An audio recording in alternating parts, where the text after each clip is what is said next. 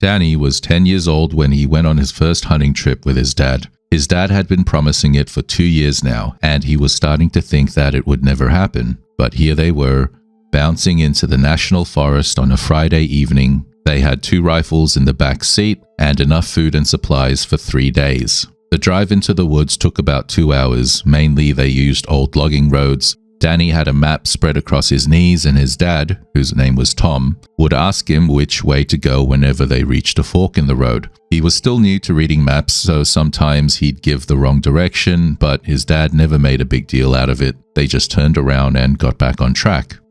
So they set up camp near a creek while there's still a little light out. They made some food, just some canned chili, and the plan was to wake up early the next day before first light. So after dinner, they got their sleeping bags out, climbed into their tent, and went to bed. It was still before Danny's normal bedtime, but after the long drive up and them having to set up their camp, he was actually feeling pretty tired, and so he didn't have much trouble falling asleep. The next morning, his dad wakes him up just before sunrise. The sky's still dark enough to see the stars up above, but over on the horizon you could see a thin strip of light gray starting to form where the sun would eventually rise. They moved through the woods at a slow, leisurely pace. Along the way, Tom would frequently stop to scan the ground or the trees or the area up ahead, and he would explain to Danny what he was doing and what to look out for when you were tracking game through the woods. It was around 9 o'clock when Tom first noticed another set of tracks. They were boot prints that cut across the game trail that they were on, and from the edges of these prints, Tom could tell that they were fresh. So he just makes a mental note to himself that there's someone else out here, but it's not really any cause for concern because they were on public land after all.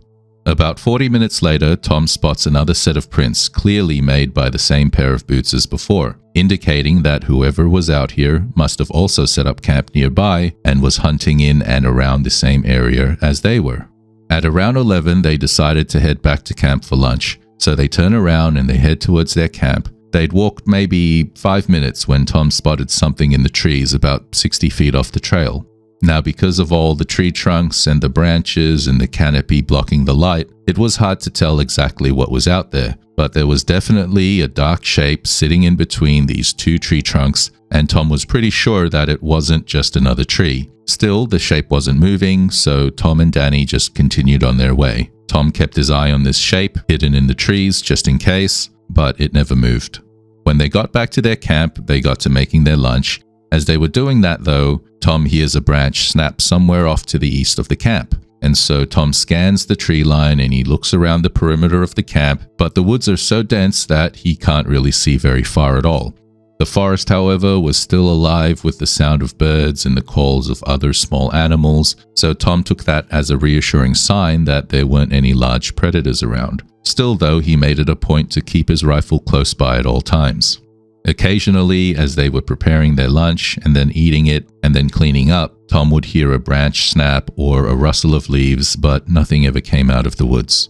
When they finish cleaning up after lunch, it's around 1:30, and so they decide to head back out. Tom, however, couldn't get the sighting of that shape off in the trees out of his mind, and so he takes them back in that direction, and he's just curious to see if it's still there. And if it was, then maybe he could go and get a better look at it. So they get back to the spot where they saw it for the first time, and it's still there. So Tom tells Danny to stay behind him, and he slips his rifle off his shoulder, and he holds it at the ready, and he tells Danny to do the same. As they come closer, the shape becomes clearer until Tom could pretty much tell that it was a person. They were partially blocked by the 2 tree trunks they were standing between, and so you couldn't see their whole body, and they were standing in the shadow of the canopy, so Tom couldn't really see like their hair color or what clothes they were wearing, but it was pretty obvious to him that he was looking at the outline of shoulders and a head, and that told him that someone was out there.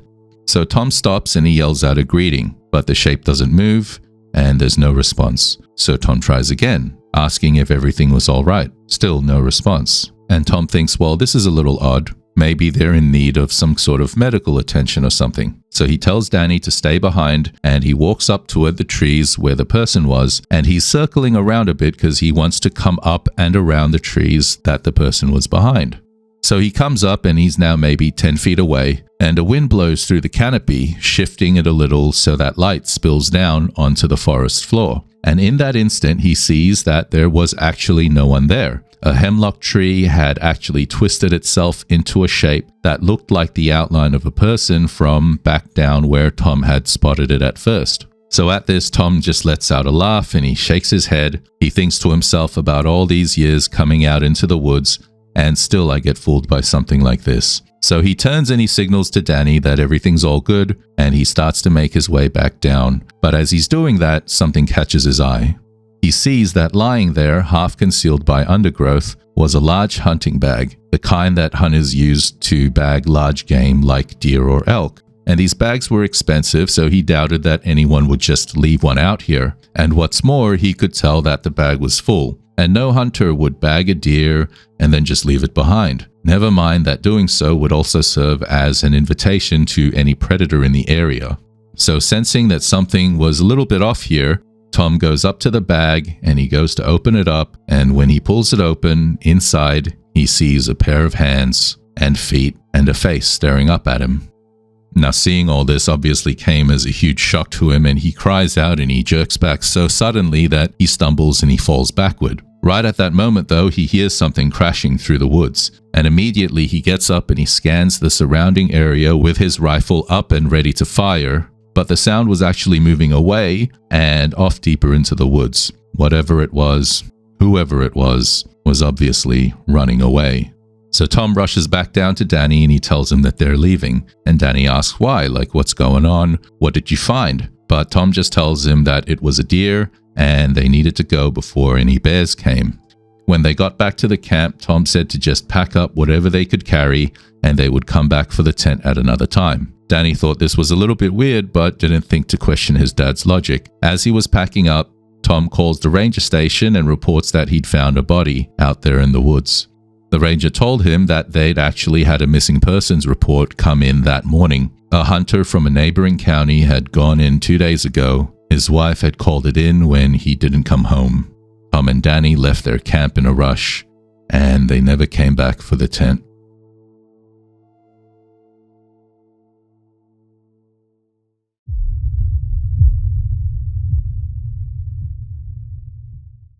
The moving truck had broken down twice on the way to their new house, which, looking back, should have been a sign. By the time the Jones family pulled into their new driveway, it was past 9 on a moonless night. There weren't any streetlights out this far, so it was just the headlights of their car cutting across the front of the house, a house that had been sitting empty for 3 years. Caleb was 12 years old at the time. His sister Maya was 6, and she had fallen asleep in the back seat next to him, just lying there like a rag doll, totally oblivious to the world. The house was a colonial 2 stories with white siding that had gone grey from years of nobody caring about it. The realtor had referred to the place as being full of character, which, as far as Caleb could tell, just meant old and in need of maintenance. As they climb out of the car, his dad tells them that they'll start the real unpacking tomorrow, so tonight it would just be sleeping gear and toiletries. Inside the house, Caleb hauls his sleeping bag up the staircase to the 2nd floor where his room was at the far end of the hall. The whole place smells of old wood, he thinks to himself. When he gets to his bedroom door, he stands in the doorway for a second, sweeping the beam of his flashlight around the room. The power wouldn't be connected until tomorrow, so none of the lights were working. The room was way smaller than it had looked in the photos that he'd seen. Caleb lets out a short sigh of disappointment as he spreads out his sleeping bag, ready to just climb in and crash, and he tells himself that the house would be nicer in the daytime. Now he's almost asleep when he hears footsteps walking up and down the hallway, passing by just outside his door. He heard them go down the hallway, then come back up, then head back down again. So Caleb thinks his parents probably had decided to get a head start on moving things in, and so they were coming in and out of the rooms, and so he closes his eyes again and he tries to fall asleep. Then the temperature drops, not gradually, but suddenly, so much so that he could see his breath misting up in front of him. And so he pulls his sleeping bag tighter around himself, trying to trap in more of his body heat. And he thinks to himself, great, first a tiny room and the place smells and now the insulation's dodgy. Then he hears a thudding coming through the walls from one of the other rooms down the hall. The sound was too muffled, so it couldn't have been coming from the room right next to his, but Caleb thought it was probably coming from the next one over. It sounded like heavy furniture was being moved around, being set down, and he thinks now this is double strange. Like, were his parents really moving in the furniture now in the middle of the night with no power on? Then came 3 loud bangs like something solid and heavy had been dropped onto the floor, and Caleb could feel the vibration of each impact. So he sits up, still wrapped in a sleeping bag, and he looks toward his door.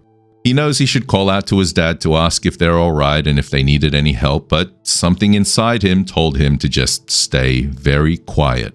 The footsteps had made their way down the hallway again, and they were now just passing by his room, and then they stopped. Right outside his door, Caleb sits there in his freezing room, looking at his door, but remember, it's a moonless night and there's no power on in the house, meaning that there weren't just no lights on in Caleb's room, but there aren't any lights on out in the hallway or anywhere in the house, and so everything is just pitch black, and Caleb can just barely see his door, which was only a few feet away, but he's looking at it and he sees it swing open. At first, he thinks he's seeing things because he hadn't heard the doorknob turn or the sound of the latch or the hinges squeaking or anything. It was silent as a grave in his room, yet it looks like his door had just swung open, and standing there in the doorway was a shadow. It's a little hard to explain because the whole place was dark. The entire room and the hallway and everything was already dark. There wasn't any lights on inside the house, remember? But yet, Caleb swears that there was something in that doorway that was even darker than that, and it seemed to be coming closer. And the closer it came, the colder it got. Caleb's nose went numb, his breath was now coming out in plumes of mist. Then he felt something wet touch his cheek, and that's when he screamed. He screamed with everything he had. In an instant, his parents were at his door. He could hear raised voices on the other side. Then his door bursts open and his dad comes barreling in, shoulder first, and behind him his mum raises a light and shines it inside the room, both of them with looks of concern just plastered across their faces. Inside, they found Caleb pressed up against the wall, shaking. They both ask at the same time, "What happened?" And he tells them everything. His mum and his dad, they exchange looks as she tries to comfort him. His dad goes out into the hallway and down to the room that Caleb said he'd thought he'd heard the banging noise coming from. The previous owners had used it as a storage room. Nothing was in there now, and it had been locked up tight. His dad checks the door, and it's still locked. So he fishes in his pocket for a set of keys, pulls one out and unlocks the door and swings it open. There's nothing inside, nothing that could have caused any noise. That night, Caleb and his parents and his sister, they all bundle up together in what would be their parents' room, and that was the only way Caleb could have gotten any sleep that night. The next day, as he had hoped, the house did seem better in the daytime. They spent the day unpacking, but when night came, Caleb refused to sleep in his room. He would sleep in his parents' room for the next few weeks, and even then, afterward, he never slept in that room again.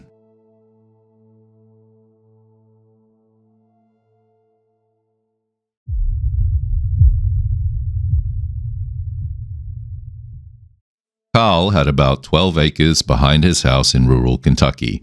Most of it was second-growth hardwood backing up against a neighboring hayfield. He had a hunting tower out back, which he had built himself. It had a plywood platform about 12 feet up and a ladder nailed to the front. It was nothing fancy, but it did the job. Usually, he'd hunt about twice a week, and he'd usually finish up around dusk. But last spring, he'd bought a pair of night vision binoculars, which allowed him to go out even later. So the night this all happened was a Tuesday in late November. It was a cold, windless night. His wife had already gone to bed when he pulled on his layers and went out the back with his rifle and his night vision. The walk to the tower was about 400 yards through timber he knew well enough to be able to navigate without a flashlight. When he gets to the tower, he climbs up the ladder, then he settles onto his folding stool and he pulls out his night vision. Not much really happens for the first hour. He sees a raccoon near the creek, then he spots a doe and a buck that he'd already seen before, and he decided to let it go for another year. At around midnight, he was just thinking about climbing down when he caught some movement off to the left, just at the edge of his field of view. It was coming from the northeastern corner of his property, near the fence line bordering an old farm that had been vacant for months. Nobody was supposed to be back there, but he sees a figure in dark clothing, moving slow, bent forward, and it was dragging something behind it. His first thought was that it must have been a deer poacher, so he watches the figure move and he starts thinking about how he's going to handle the situation, how he's going to confront this guy. And that's when the thing that was being dragged caught some light and became visible through the night vision. It was a long, dark-colored bag, and Carl had been hunting deer for over 30 years, so he knew what a body bag looked like when he saw one. And the figure gripped it by one end, and they were moving like they had a sense of purpose, like they knew where they were going. They weren't like starting and stopping and looking around. And whatever was inside the bag, it was large enough that the figure had to lean into it to keep moving. So Carl sets down his night vision for a second just to rub his eyes, and when he looks back up, the figure has stopped, and it's now facing in his direction. At this point, it's maybe about 150 yards away, and at this distance, he couldn't really make out any facial details, just that it was turning its head slowly, like it was scanning the area. The figure stood still for another 30 seconds, then it let go of the bag and it started walking toward the tower. So Carl thinks that there's just no way someone could have seen him up in his tower from 150 yards away at this time of night, unless they too had night vision. But he hadn't seen the figure have any gear on, so he thinks, okay, there's no way they know that I'm actually up here, so if I duck down and I stay quiet, maybe they'll just leave. And so that's what he does. He ducks down below the siding, he sits with his back against the wall, facing toward where the ladder was. And less than a minute goes by when Carl hears something slowly creaking its way up the ladder, and he thinks, what the hell? How could they cover so much distance in such short a time? And especially without making any sound. He hadn't heard any footsteps coming up to the tower, just all of a sudden, something's on the ladder. And was there more than one person out there? So all these questions are just swirling around inside his head, and he's really starting to freak out at this point. And he's looking through his night vision at where the ladder is, just waiting for any moment for a head to pop up. As he's doing that, he props his rifle up so that it's pointed toward where the ladder is. Carl estimates that whoever it was must have been halfway up the ladder by now, and so its head would clear the platform at any moment, and that's when he realizes, with a sickening feeling, that he hadn't chambered a round in his rifle. So now he's torn. Because of the way he was holding his rifle, he would have to use his other hand to chamber a round, but he was using his other hand to hold the night vision up to his eyes. And so to have his rifle ready to fire, he would have to sacrifice his vision, at least for a moment, which he really didn't want to do, seeing as the thing, that person, whatever it was already halfway up the ladder by now. But if he didn't do that, then his rifle would basically just be a club. So he thinks, all right, which one is more important? And all of this is happening in a split second, by the way. So he decides to set down the night vision, and then he slowly reaches over and racks the bolt on his rifle as gently as he could, trying to make as little sound as possible. Even so, a soft click rang out as he slid the bolt back into place. And instantly, the climbing stopped. No more creaks on the ladder, just total silence. 10 seconds go by, then 20, then 30, nothing. Then all of a sudden, whatever was on the ladder drops down to the ground. It didn't climb down. Carl didn't hear any creaks on the ladder going down. All he heard was a thud as something landed at the base of the tower, and then silence again. Carl waits for a minute, then 5, then 10. When nothing happens, he slowly peeks his head back up over the siding, and he looks around the tower and he sees nothing. Then he looks back at where the figure had been before it had started coming over to the tower, and the body bag's gone. Carl stood on that platform for another 10 minutes, during which he calls his wife and he tells her, honey, don't ask any questions, just make sure all the doors are locked and call the cops if I'm not back in 20 minutes. Immediately, she fires off a string of questions, to which Carl just tells her he really can't talk right now and he has to go. And then he hangs up the phone and he stands there for a little longer, trying to decide if the figure was actually gone or if they were just maybe hiding somewhere nearby.